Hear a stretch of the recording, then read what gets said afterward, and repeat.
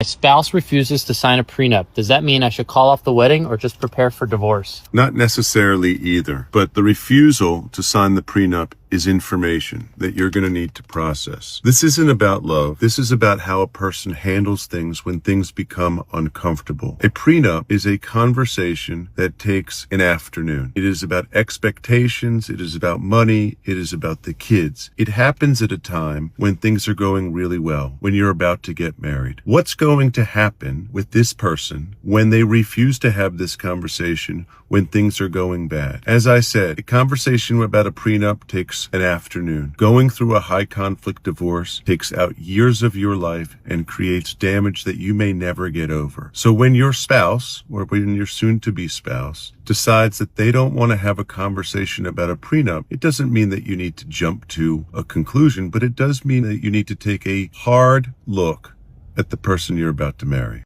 You know what? It's a real fact that prenups are a low-stake conversation. They're very, very good in terms of planning for the future and making sure that the conflict or future conflict is averted. Very, very good. It's not only for rich people anymore. Those days are past. People used to believe that, prenups are only for very wealthy people. Middle income earners are signing prenups as well. And they're doing that to make sure that if this thing should go awry, we have everything under control. We know who gets the kids. We know how holidays are shared up. We know how the finances are divided. And when better to discuss this than when you are in love with the person? Roughly 45% of marriages are ending in divorce now. And happily, that number is on decline over the last 20 years. That has been going down steadily, and we're glad for that. But the fact is, a lot of marriages will end in divorce.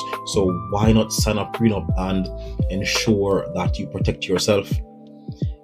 It's a good way of protecting your financial assets and also your emotional state as well. It's very, very important. So you don't want to be dealing with a high stakes divorce and also trying to figure out if you'll get the chance to see your child again for the next 6 or 7 months. Who wants to deal with that? So a prenup can avoid divorce having this huge psychological strain, especially on men. Because let's face it, in a divorce, most men come out being very bruised, very damaged. They come out for the worse.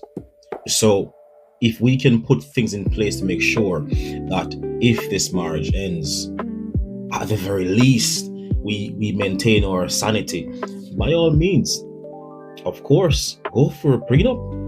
Definitely. And if you have met somebody who has the idea of seeing life through rose-tinted glasses, where this will never end, we are never going to have a divorce, that can never possibly happen. People like those you want to avoid. That right there should be your first red flag. Run, because that means that individual is not seeing things clearly. They don't have a grip on reality.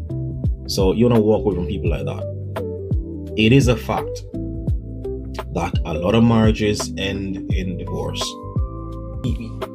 So why wouldn't you want to protect yourself if that's the case? If so many end in divorce, why would you want to protect yourself? It's very likely that yours too will end in divorce. So just make sure that you protect yourself. What I like about a prenup is that it is no longer stigmatized. It is no longer stigmatized. It's being destigmatized because of the financial realism. And especially for people who are on their second or third marriage, they will definitely want to protect themselves because many of them would have been burned in the first one. So they want to make sure that going forward, they protect themselves and they protect their assets. That's extremely important. So we have to make sure that we're treating financial planning as a practical necessity. This thing is important, it's necessary, it's needed. It is not an add-on, it is something that we've got to plan for. So when you have when you have roughly 15% of married or engaged adults admitting that they sign a prenup before marriage, when you have roughly 40 to 45% of older couples signing prenups, that's a good sign that things are on the up, because you want to ensure that younger people in particular, young men in particular, who decide to get married, whether they have assets now or not, it's always good to have that conversation. What if in 10 years this doesn't work out? What if in 15 years this doesn't work out? How do we share things up?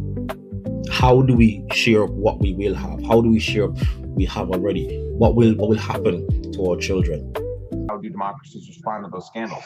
And what will it mean for the wider region? I think one of your children has just walked in. I mean, shifting sands in the region. Do you think relations with the North may change? I would be surprised if they do.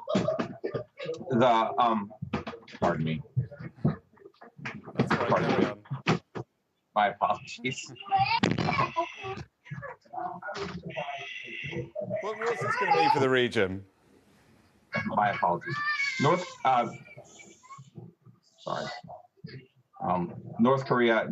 You want to have that conversation now, when you can sit together rather than when you're sitting across from each other. Yeah, go for a prenup.